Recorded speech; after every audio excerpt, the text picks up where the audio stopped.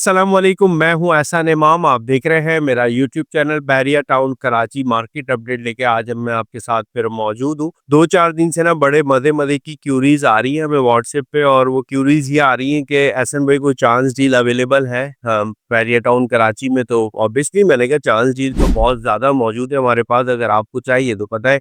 और किस प्रेसेंट में चाह रहे हैं चांस डील? पहले तो ये होता था ना कि यार एक पर्टिकुलर प्रेसेंट जो है ना चूज कर लिया जाता था, और उसमें बताया जाता था कि यार इस प्रेसेंट के अंदर कोई भी चांस डील आए ना तो मुझे बता देना। लेकिन इस टाइम पे ना मार्केट के अंदर जो बायर मौजूद है ना वो बड़ा अजीबो किस्म का बायर है। वो कह रहा है यार किसी भी प्रेसेंट में दिला दो एहसन भाई कोई भी चीज, लेकिन चांस डील हो। अच्छा, फिर चांस डील क्या होती है? हम जो कंसीडर करते हैं ना मार्केट से 2 लाख, 2.5 लाख, 3 लाख, 5 लाख रुपए, हार्डली इससे ज्यादा कम तो कोई चीज होती ही नहीं है ना, क्योंकि बेचने वाला भी जो बंदा है वो भी मार्केट के बारे में चीजों को जानता है। और वो कोई अर्जेंट बेसिस पे अपनी कोई चीज अगर बेचने भी जा रहा है तो हार्डली हार्डली 5 लाख रुपए तक का नुकसान बर्दाश्त कर सकता है, लेकिन 10 लाख रुपए का कोई ऑन ग्राउंड चीज पे तो नुकसान बर्दाश्त नहीं कर सकता।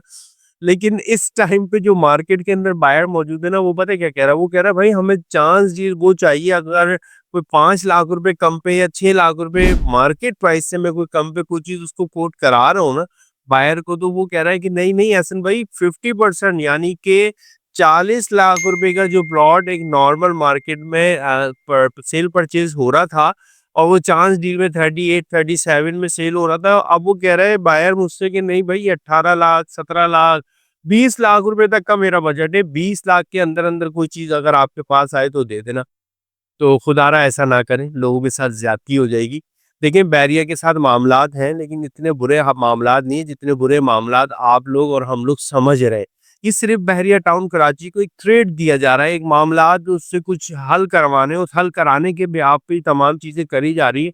ये जो नोटिफिकेशंस का लगना, नोटिफिक प्रेस रिलीज का आना, और ये बातें करना कि ये कमर्शियल प्रॉपर्टी को सील कर दिया, अकाउंट्स को सीज कर दिया, और ये सिर्फ बातों की हद तक जो चीजें चल रही है ना ये चीज से समझ नहीं आ रही। प्रैक्टिकली चीजें कर लेना चाहिए ना। मलिक साहब चोरी कर गए, और चोरी करके हमें पता भी ये चोर कहाँ बैठा हुआ है, दुबई बैठा हुआ है। दुबई इतना कम एक्सेस है, जाके इंटरपोल के थ्रू आप लेके आके मामलात करें, अदालत के थ्रू सारी चीजें चले, अपने मामलात भी हल करें, दूसरों के भी हल करें। ये जो मामला बैरिया टाउन कराची के साथ किया जा रहा है या रावलपिंडी के साथ किए जा रहे हैं, चीजें चल रही हैं, ये आपको अंदाजा होना चाहिए।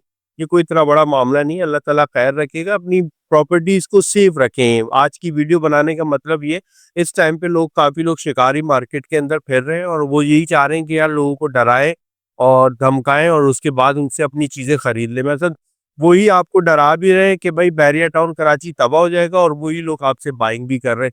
तो थोड़ी सी अकल आप भी रखें, ऐसा ना हो किसी भारी नुकसान के अंदर आप आ जाएं। आज का वीडियो कंटेंट बनाने का मतलब आपको यही है कि आपने अपनी चीज को सेल नहीं करना, और मार्केट को जो है ना जायजा लेते रहा करें। ये 90s का दौर नहीं है, यूट्यूब का दौर है। इसमें जो है ना आपको हमसे ज्यादा जो है ना आपको नॉलेज होना चाहिए, क्योंकि आप तो मुख्तलिफ चैनल्स देख रहे होते हैं, मुख्तलिफ रिव्यू लोगों का ले रहे होते हैं, तो हमसे ज्यादा एक्सपर्टीज आपकी होनी चाहिए।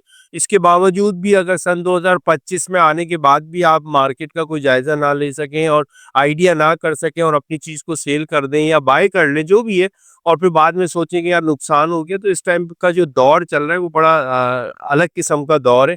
इस टाइम पे आपको तमाम नॉलेज होना चाहिए। बैरिया टाउन कराची हो या ऑल ओवर कोई भी मार्केट हो, या कोई भी चीज सेल परचेज कर रहे हो, इतना जबरदस्त प्लेटफॉर्म आपको यूट्यूब के थ्रू मिला हुआ है, तो ऑब्वियसली ऐसा कोई अहम खाना फैसला ना कर लीजिएगा।